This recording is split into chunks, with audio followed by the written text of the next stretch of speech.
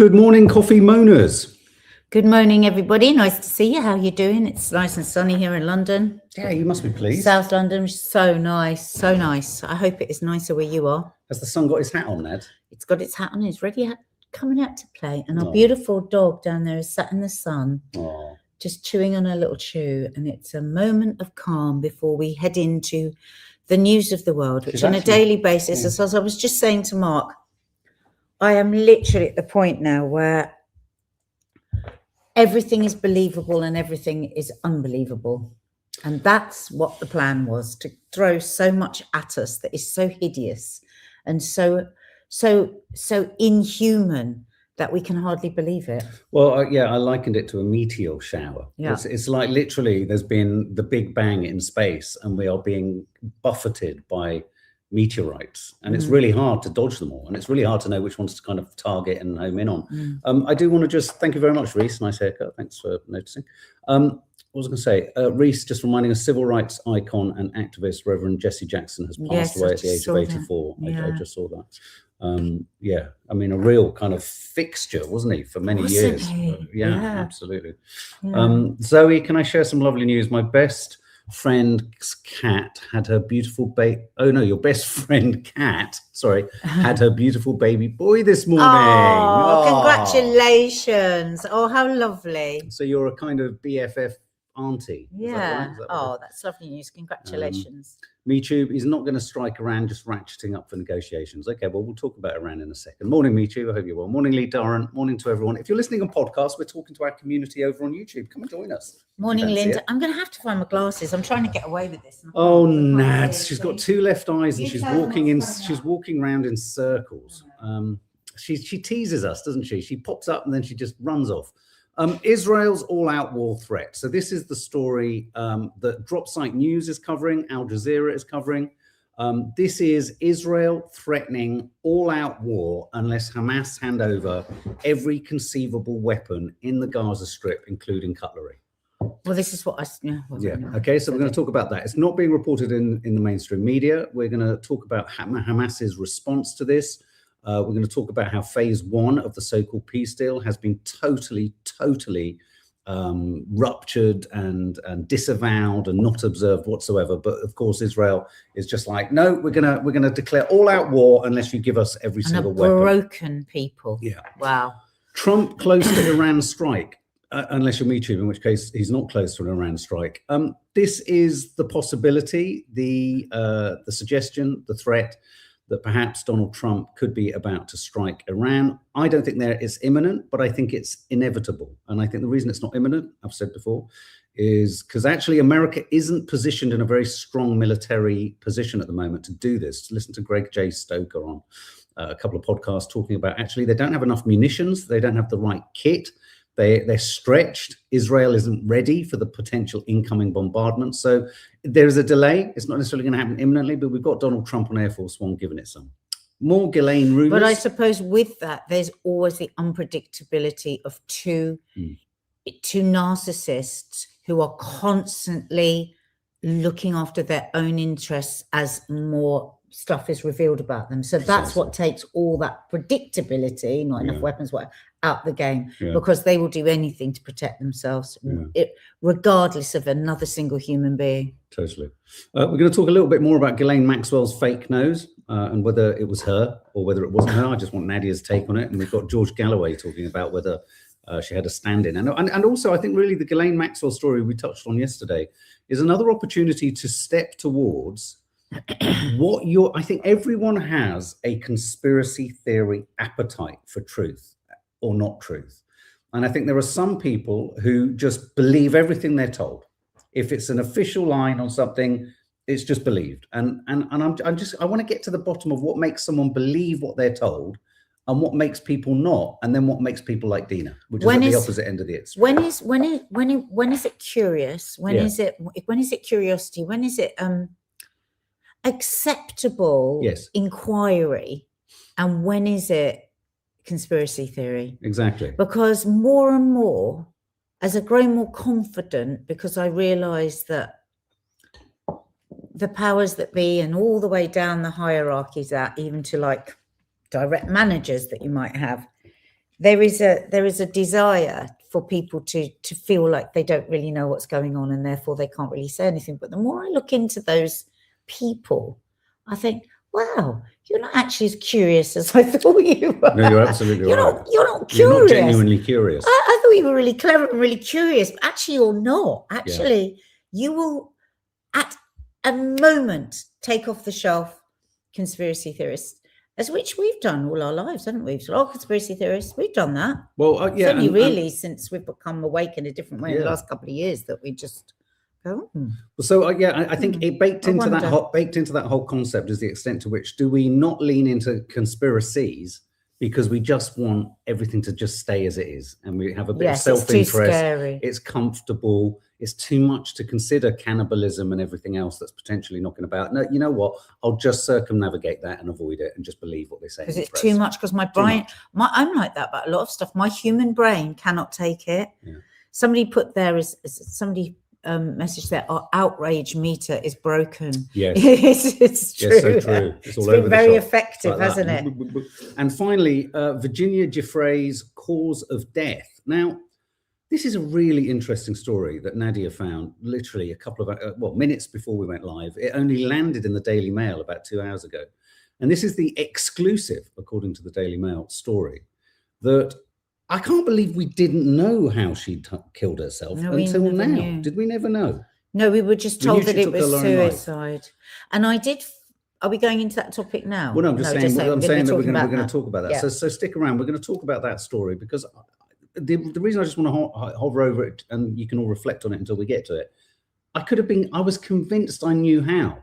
And isn't that the art of the media? I always knew I didn't know how because I was fascinated by the fact that we didn't know how, and by the fact that there was no question around whether it was suicide or not. It was just suicide straight off and from her family and everything. So, but isn't that terrible? Because that's how easily we're satisfied. I think because her family weren't saying anything to the contrary, and I mean, still nobody is. You know, it's not that. It's just that we didn't really. There wasn't really a lot of information. And I just thought that was that respectful thing to the family. You know, it's just. Zoe says, "Has anyone read her book?" It's insane. I haven't, but I tell you weirdly, who has, and they thought it was sensational. Was my mum. It's the one book she's read. Yeah, in her state. I don't know. I couldn't sort of face it, but I must read it. I just want to talk about also the fact that we are going to be playing a couple of clips by George Galloway. I don't know what your George Galloway tolerance levels are. All I know is that he's provided me with two, you could argue, inappropriately laugh out loud moments. Yes, I mean, he's a very, very unsavory character in lots of ways. He unsettles people. He has an incredible gift of the gab. Let's put it that way. And it does make us laugh out loud sometimes. Well, and really that laugh out loud is a little bit like when some people go and see horror films. You can't, because the horror is so horrific, you need an outlet of some form. And if you don't laugh or cry, you'd scream. And Thanks, Zoe. I think you're right. I have to read it. We're also going to play a really important clip that is doing the rounds on social media. It's astonishing. And it involves a Winter Olympics commentator. It's astonishing. Describing an Israeli sport contestant. The bravery of the man. It's astonishing. So we're going to play you that too. So let's start with this story, because we have been advocating for Palestine, specifically Palestinians, the innocent Palestinians killed in the Israeli genocide against the Palestinians, which is still ongoing, is still happening in the West Bank and in Gaza as we speak. And there are still around 10,000 hostages being held in torture prisons across Israel. Al Jazeera is the only sort of relatively mainstream media outlet reporting this story, which was done in great detail by DropSite News. Gaza ceasefire. Hamas rejects Netanyahu's aide's 60-day ultimatum for group to disarm. I'm just going to give you a bit more detail from DropSite News on this exclusive. Hamas says it will not unilaterally disarm as Trump and Netanyahu threaten a return to full-scale war. And I just want to read you Hamas's explanation of their situation. This is not us advocating it. Hamas is a proscribed terrorist organization in this country, and this is their public statement on the issue. Palestinian resistance and its weapons are a legitimate right and disarmament is rejected and will not be accepted by any Palestinian, name spokesperson for Hamas. The problem is fundamentally political, not security-based, and its solution lies not in the weapons of the resistance, but in ending the Zionist occupation. Gaza is not a real estate project. It is an integral part of the Palestinian homeland. The problem is that, of course, it is a real estate project.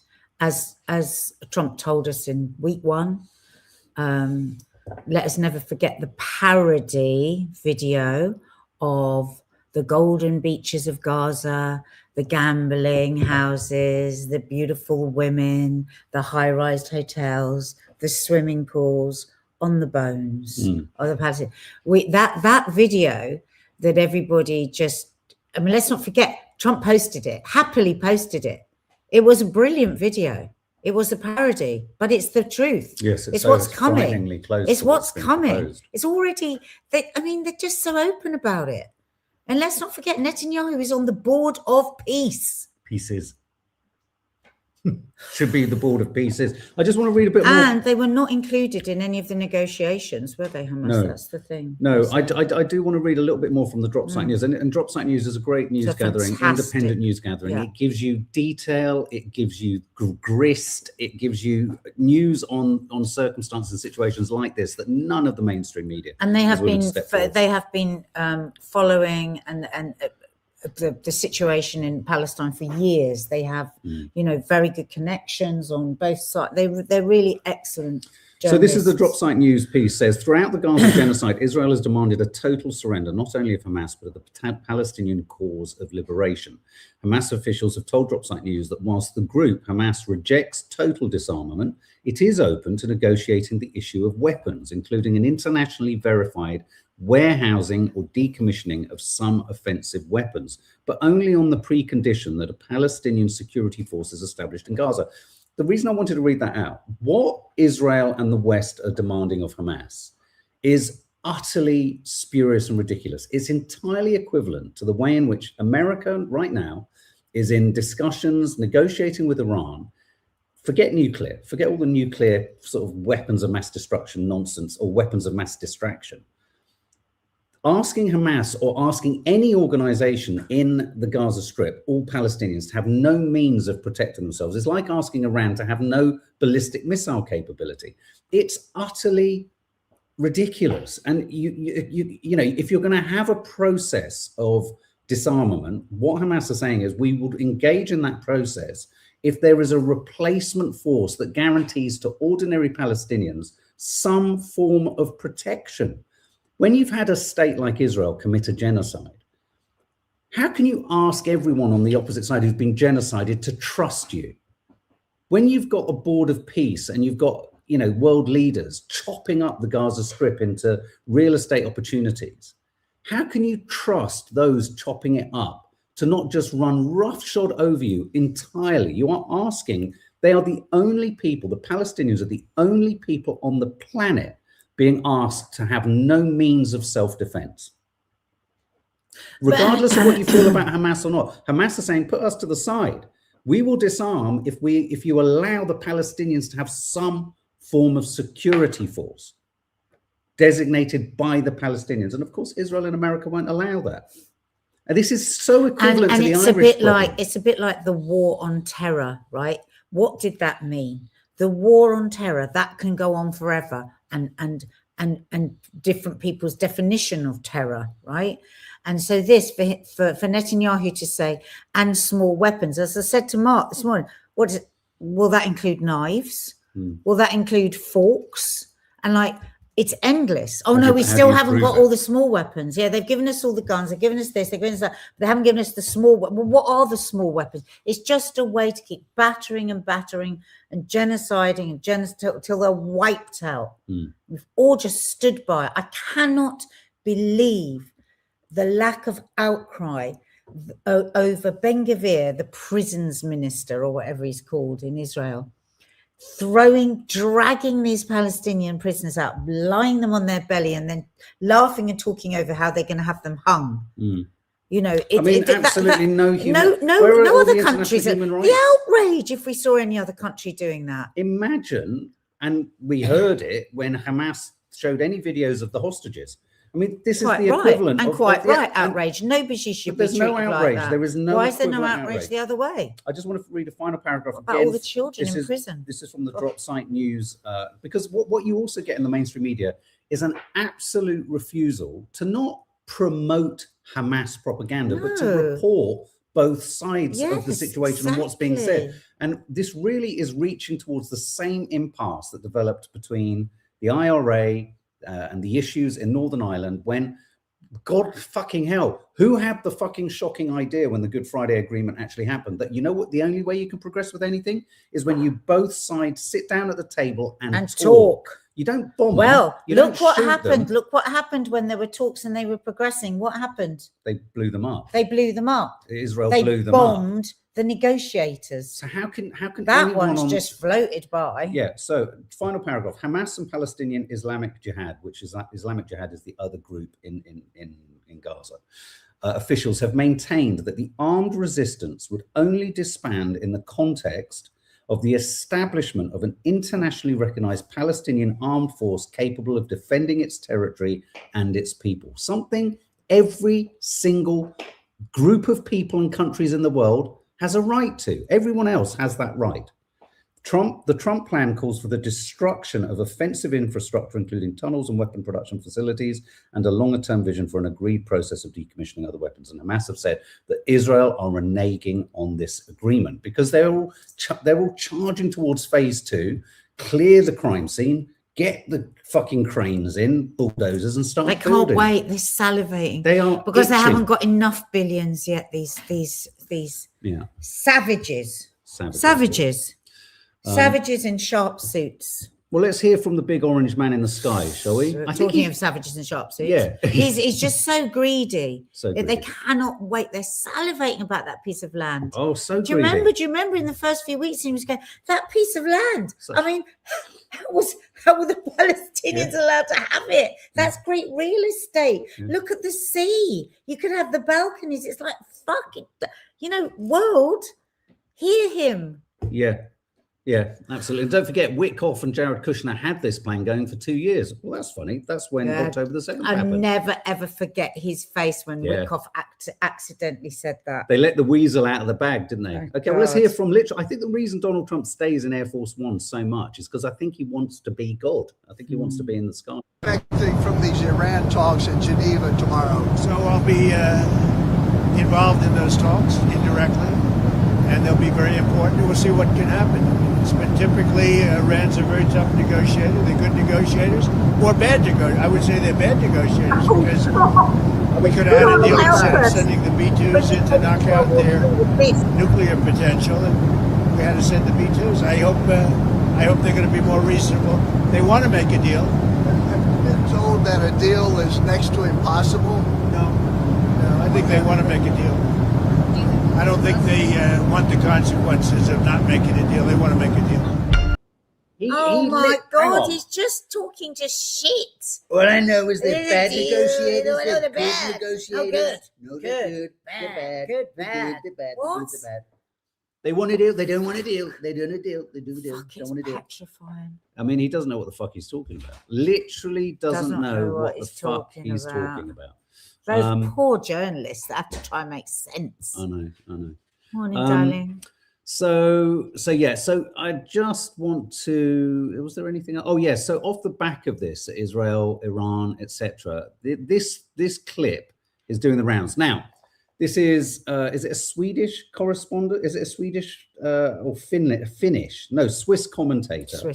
Swiss commentator. Wait for this. It's unbelievable. You have to read. It's subtitled. He's obviously not speaking. Sorry if you're listening on podcast, but we will explain. Paraphrase what he's saying. But read, please pay attention now. Look at the screen and read the commentary as it runs.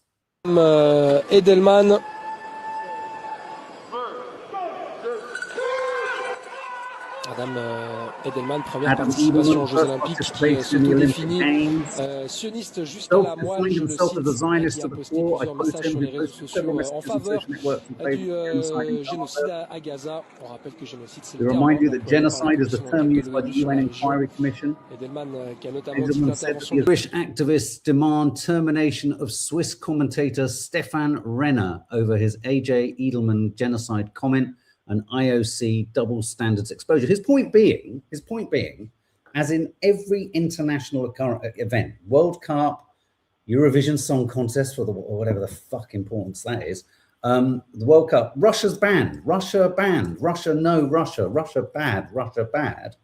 Israel commits a genocide. The same rules as defined by the United Nations, Amnesty International, United Nations, by countless genocide scholars, experts, right? So this isn't just snapped out of nowhere.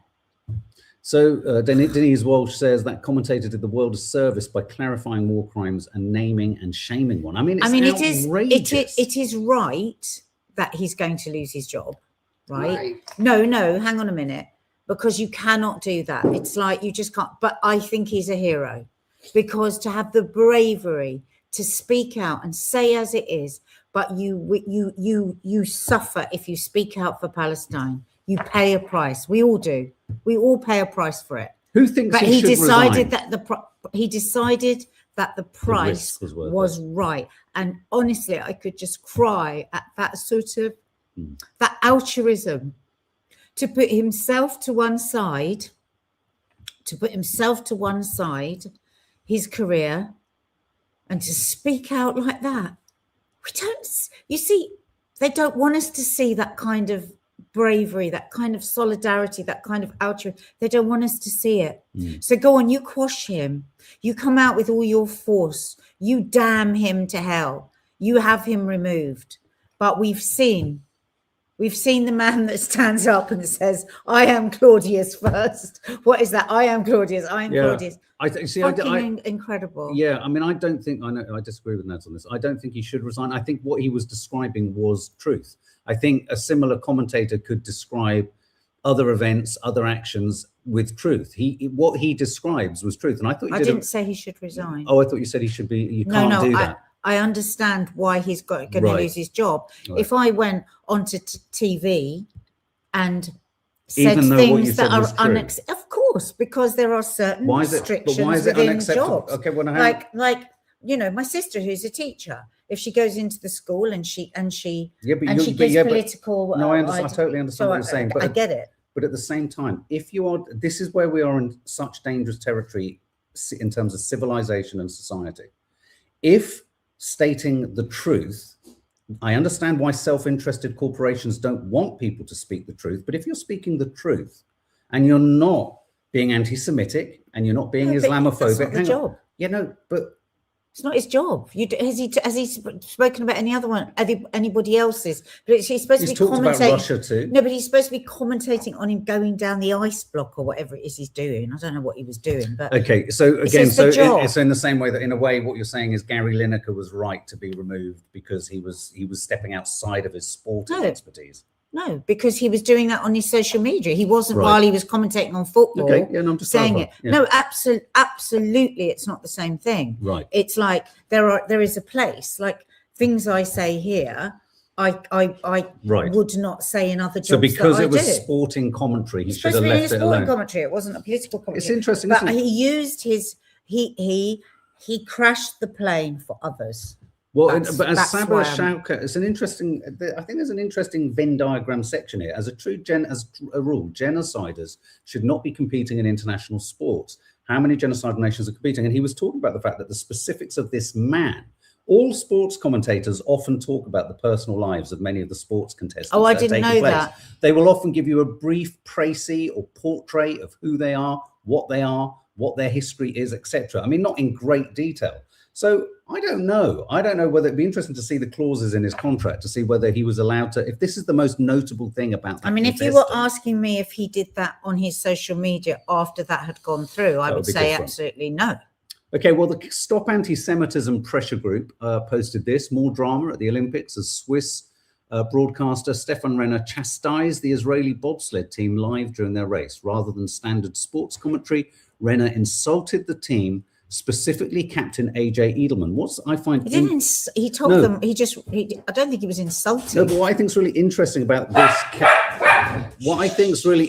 about this campaign group, sorry, just 1 second with the dog. Rather than calls for Renner's termination are growing. Rather than standard sports commentary, Renner insulted the team. He didn't insult the team. He merely described what they were doing. They merely described what they were doing. He spoke truth, says Laura Nolan. Absolutely. Who else here? Stefan Renner is only speaking the truth, says Andrew, and was right to inform the public of the controversial athlete participation. The World Cup is in jeopardy, says Jane Bentley. Bloody good. Boycott the World Cup. Laura Nolan, he spoke the truth. I think the fact that they feel he was being critical, isn't that an admission of their culpability? Isn't that an admission and an awareness of what they've done? Isn't that an absolute acknowledgement, an admission of the truth and of the awfulness of what has happened? It's interesting that they characterize it as, what did they say there? It's interesting that they characterize it as insulting the team. Isn't that bizarre? Toffee is awake, so nice to hear her. So there we go. That's the response to that. So let's move on. So let's have another look at this. We want Nadia's take on this story, really. Again, not making light of the Epstein files, not distracting from the severity of them. Was it a Ghislaine Maxwell double, Nadia? I mean, if because the thing is, again, because we're in this untruth world where we can't know, if this photo has not been mucked about with, that is not, as far as I can see, the same woman. They're not the same people. But again, we know that photographs can be manipulated. The nose is nothing like the other nose, but then I was thinking, what if her nose has been broken? Yes. The eyes, but then she's put on a lot of weight, so eyes can look roomy and swollen, and so I think they look very, very different. But both photos could have been manipulated. Shall we hear from George Galloway? But then, when you see the two videos together. When you see them talking in the two, they're so different, aren't they? Yeah. It's the video that is more... I haven't got that. Did you send that? I sent it to you. Do you want me to find it? Yeah. Let's hear from George Galloway. He's also got an expert or an interviewee that he's talking to. He has a way with words, doesn't he? Appearance of Ghislaine Maxwell in the week has excited even me to question whether that was really her. No matter how much prison pasta she's been feasting on, it wouldn't have changed the shape of her nose, the length of her nose, the space between her eyes. Now, it would have seemed like an insane question for me to ask and you to answer only a few short months ago. But now we know what we know about the Epstein affair. Anything's possible, isn't it? 100% anything's possible, including Jeffrey Epstein is still alive, is very much possible. In fact, it seems probable that he's alive. As my co-host Kurt Metzger says, if Jeffrey Epstein's dead, that means he worked for the Mossad. But if he's alive, that means the Mossad worked for him and he worked for the Rothschilds, which we know, he got appointed to the Trilateral Commission when he was like 29 years old. And we all know that he's a mediocre mind. He's not a brilliant financial guy that people made him out to be. And the picture, so we now know also that there was I think it was a Reddit post, and the Reddit post is tied directly back to a guard at the prison where Epstein was being held. And he said that they came and took him out the night before his death, that they sent a van, and the van didn't have any of the paperwork. You normally have a transport. So he's retelling us. Michu says, and Elvis is my lodger. Okay, let me just pause you there, Michu. It's very easy for us to characterize the lunacy of these things. Under any traditional set of circumstances, as Galloway said there, and I'm not a huge fan of Galloway at all, but he just has a splenetic way with words. I would, under normal circumstances, say this is ludicrous. But I think that the powers that be in the system we live in now are willing to do anything to protect in any way themselves. to protect themselves, and would possibly even say, oh, look, put someone else in, do this, do that. They'll all talk about it, and we can characterize them all as fucking nut jobs. Because we used to characterize them as nut jobs. We used to think this is all madness, and yet more and more keeps dripping and dropping into the public realm that would not surprise me. For example, I think the Charlie Kirk shooting, for me, was a really important bellwether moment where we were so intimately up against all of the details that immediately came out after that. The smell and sense of cover-up, crime scene manipulation, the strangeness of people like Netanyahu. That whole enterprise for me was as significant for me personally, I'm not speaking for Naz, for me personally, in not believing anything than things like COVID and everything else and the Gaza genocide. It was such a significant moment that still we haven't got to the bottom of, because when this system, as we've seen with the Epstein files, when the entire infrastructure and system of pedophilic, white colonialist, billionaire oligarch men around the Western so-called democratic world decide something's going to be hidden, they can make it happen. As Epstein said to many of his victims, I control the banks and I control the governments. Yeah. Imagine He that. did. Imagine a young, frightened girl in a huge house with staff and everyone turning the other way, and then they're told this as well. Oh my God. Please, can we always talk about them? Can we always talk about them when we talk about these animals? So it's, you know, so whilst we're all having fun wondering, is Ghislaine, is it a stand-in, is it a body double? Again, there are all of the victims. We're going to talk about Virginia Giuffre in a minute.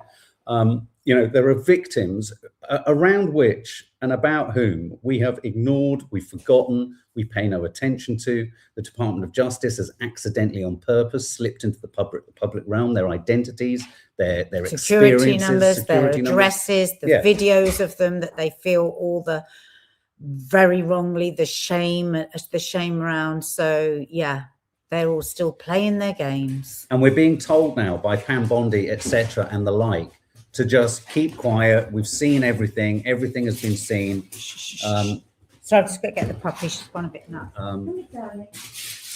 Come here. Sorry about that. We're being asked to shut up now. We're being asked to shut up, and I don't think we can shut up, and I don't think we should shut up. And there you have it. So on that, I do want to pivot towards this story that Nadia found just before we went live. Here's the headline. Virginia Giuffre's cause of death and secret emails from her closest confidant are laid bare in Epstein files before being hastily redacted. What have we learned here, Ned? Well, so this, as you say, is a deeply personal email from her friend Mary. Can you just get it up again? Is it Mary Shriver? Is that her name? Mary Shriver. Maria Farmer. And in this email, I mean, it's quite a heartbreaking email around it, isn't it? She doesn't know how she'll go on without Virginia and stuff. But it appears from this email that Virginia shot herself. That's how she died. Now, Mark and I were saying we can't think that we ever knew how she killed herself. Did you know she'd been shot? So this is new news. And yeah, sorry, can you just leave that up there because there's a lot of detail in it. Thank you. So yeah, and so she talks about this. There's also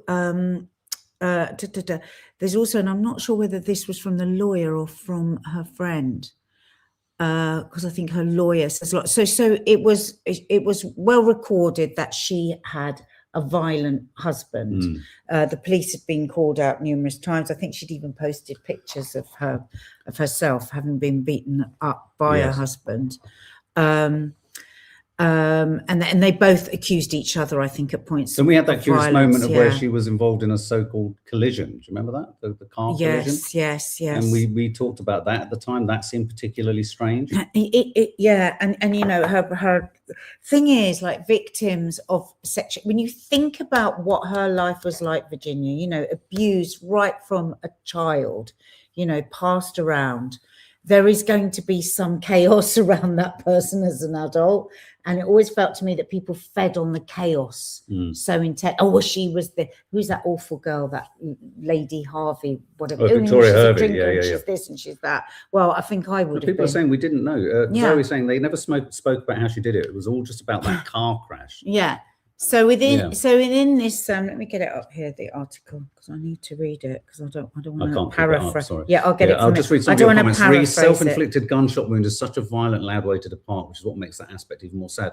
I think those suicidal acts are a loud cry for help. But her friends, and it's suggested that they were beyond shocked that she had taken her own life. Yeah, I mean, the Mail make a point of saying here that we are not suggesting that the husband knew. Now, the husband was fined, I think, $300 for not looking after his bullets well enough that she was able to use them. Statistically unusual for a female to take their own life with a gun. So they located 8 boxes of 25 12 gauge shotgun shells, rifle bullets. And he was fined $500. So this is it. Days after Virginia's death, her lawyer spoke to the Daily Mail outside her client's farmhouse. She said she was in shock. She'd been in contact with her client in the days before her death.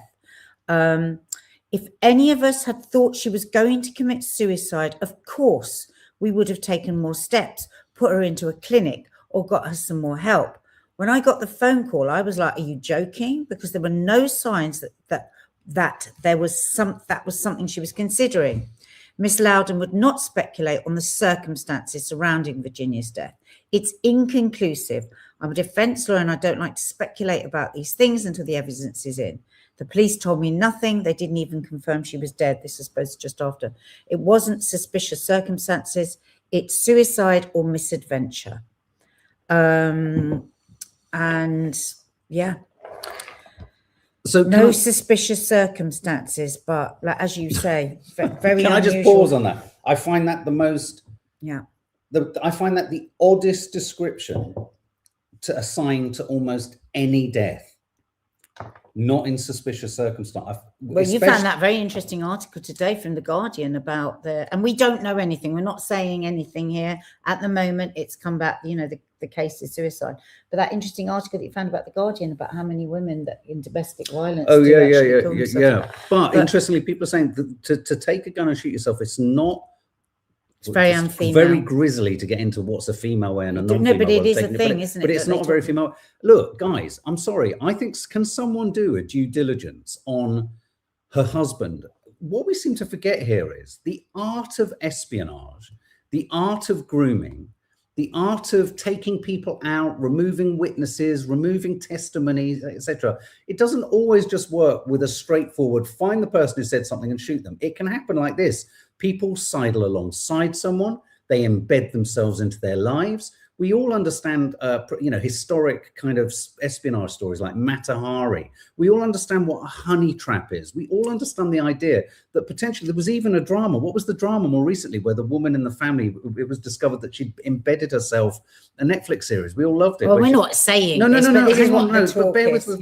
But what I'm saying is this is a well-known tool of international intelligence agencies' work, is getting love, people falling in love and people inhabiting the role, getting close. Now, I'm not suggesting for a minute that we know that that's the case with this guy, but there are so many potential question marks around this. And I'm absolutely flabbergasted. I had a bit of a kind of epiphany moment this morning when I thought, hey, how have we all moved on from this very talked about woman who's still very present? I always found it weird that there was that we didn't know fully. I think it was just because her family just said that it was suicide. That's why I never. So, I mean, I'll be interested.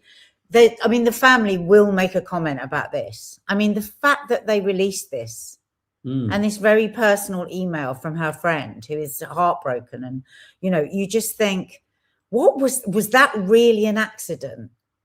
It must have been. And the other part of the story that's really odd, just remind me at the very beginning of it. It says that they were posted and then they were redacted again. Well, yeah, they dropped them and then.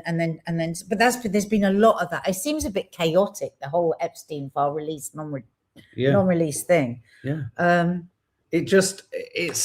So what Mark's talking about, though, there's quite a few people talking about this just very generally across the board with, you know, the espionage thing, not necessarily about this chat, but the thing is, everything brings up more questions, doesn't it? I really just want to hear from her family now, who've spoken so brilliantly for her and spoken up for her, and they've broken my heart. I've watched so many interviews with her brother and her sister-in-law, and they will definitely have something to say about this, because maybe that was something they really did want to keep private, you know?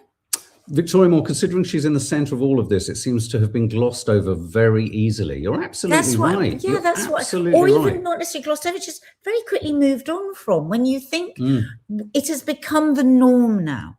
2 senators this week, is it 2 of them, that have come out and said, I'm not suicidal, I'm a very good swimmer. Yeah, Thomas Massey, yeah. You know, and we're seeing these videos pop up all the time now, and we just go, oh yeah, that's another video saying I'm not suicidal. It's like I saw in response, this shouldn't become our norm. In response to Thomas Massey, who's one of the 3 senior American politicians who's campaigned to release the Epstein files, I saw underneath his statement saying that he's not suicidal, people saying, wait for the MAGA Trump system to say that posting a statement like that suggests you're suicidal. I mean, we're going to get into this incredibly meta situation where the fact that you feel the need to say that you're not suicidal means you're potentially suicidal. I mean, we are in an not only untruth, we're in a batshit pop up all the time, these things. I'm not suicidal. Donna Holland suggests, only in your opinion, Donna Holland, she was unalived, I believe. Too coincidental after posting she was not trying to kill herself. She had been in and out of hospital, Rachel Thomas. So maybe we were just left to our own natural conclusions by choice. Well, it's interesting you should say that, because I think that's what inadvertently happened. Yeah.